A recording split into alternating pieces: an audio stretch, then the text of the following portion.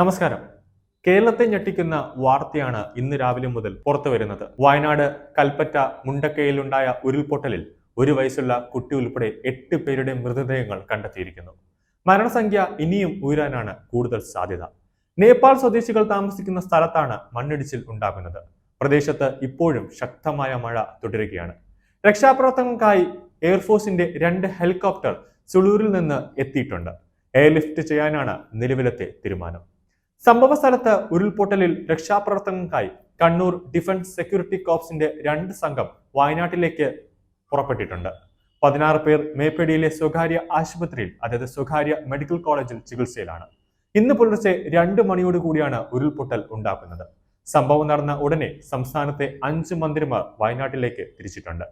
സൈന്യം ഉടൻ വയനാട്ടിൽ എത്തുന്നതാണ്. നരേന്ദ്രമോദി സംഭവങ്ങളെല്ലാം വിലയിരുത്തിക്കൊണ്ടിരിക്കുകയാണ്. കൂടാതെ സുരേഷ് ഗോപിയും വയനാട്ടിലെ സംഭവങ്ങളെല്ലാം വിലയിരുത്തുന്നുണ്ട്. വയനാട് ഉരുൾപൊട്ടലുമായി ബന്ധപ്പെട്ട് പോലീസ് ആസ്ഥാനത്ത് പ്രത്യേക കൺട്രോൾ റൂം തുറന്നിട്ടുണ്ട്. വയനാട് ഉണ്ടായ പ്രകൃതി ദുരന്തത്തിന്റെ പശ്ചാത്തലത്തിൽ തിരുവനന്തപുരത്ത് പോലീസ് ആസ്ഥാനത്താണ് പ്രത്യേക കൺട്രോൾ റൂം പ്രവർത്തനം ആരംഭിച്ചത്.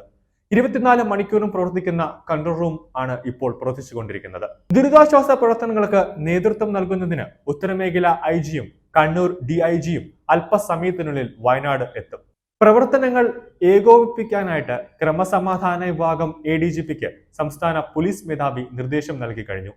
കേരള ആംഡ് പോലീസ് 4-5 ബറ്റാലിയനുകൾ, മലബാർ സ്പെഷ്യൽ പോലീസ് എന്നിവിടങ്ങളിൽ നിന്ന് പോലീസ് ഉദ്യോഗസ്ഥർ വയനാട്ടിലേക്ക് തിരിച്ചു കഴിഞ്ഞു. ദുരിത നിവാരണ പ്രവർത്തനങ്ങളിൽ പ്രത്യേക പരിശീലനം ലഭിച്ച ഉദ്യോഗസ്ഥരും ഇക്കൂട്ടത്തിലുണ്ട്. മലപ്പുറം ജില്ലയിലെ രക്ഷാപ്രവർത്തനങ്ങൾക്കായി പ്രത്യേക പോലീസ് സംഘത്തെ നിയോഗിച്ചിട്ടുണ്ട്.